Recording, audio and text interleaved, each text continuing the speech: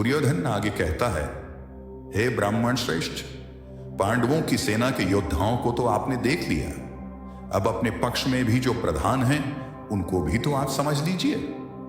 द्रोणाचार्य की जानकारी के लिए शत्रु की सेना के बाद दुर्योधन अपनी सेना के जो जो सेनापति हैं उनके बारे में बतलाता है। समस्या के बारे में सब कुछ जान लेने के बाद बारी आती है अपने पक्ष में सोचने की।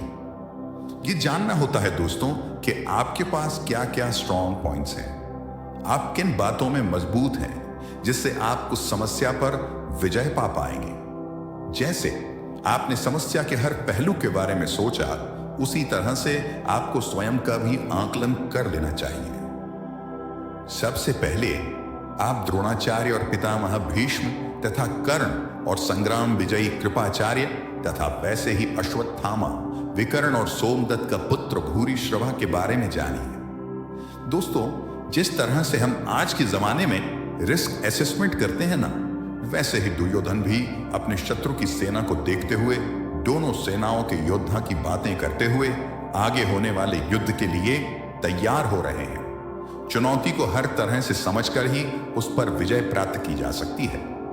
चुनौती को इतने अच्छे से जान लेना चाहिए कि जब हम उससे लड़ने जाएं तो कुछ नया न लगे, कोई सरप्राइज ना आए। युद्ध हो या चुनौती, सरप्राइज आपको हरा सकता है। दुर्योधन गर्व के साथ कहता है कि मेरे लिए जीवन की आशा त्याग देने वालों की कमी नहीं। इतना ही नहीं, ये शूरवीर अनेक प्रकार के शस्त्रास्त्रों से सुसज्जित हैं और सब के सब युद्ध में चतुर हैं।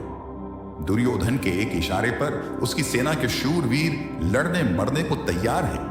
उन्हीं को देख दुर्योधन खुश हो रहा है। दुर्योधन के साथ युद्ध में लड़ने के लिए शूरवीर थे जो उसके लिए मरने को तैयार हैं। आप जब अपने जीवन की चुनौती से लड़ते हैं तो आपके साथ कौन होता है?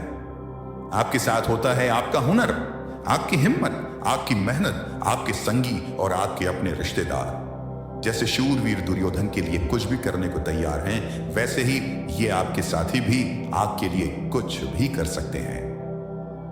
आगे कहता है कि भीष्म पितामह द्वारा रक्षित उनकी सेना सब प्रकार से अजेय है और वहीं शत्रु की सेना भीम द्वारा रक्षित है।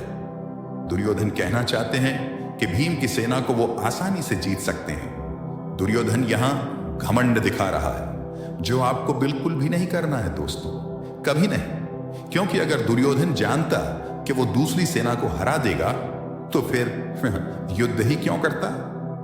युद्ध को जीतने के लिए दूसरे को हराना पड़ता है। अगर चुनौती या समस्या को देखकर हमें लगता है कि हम जीत जाएंगे तो विश्वास या आत्मविश्वास तो हो सकता है, लेकिन घमंड नहीं।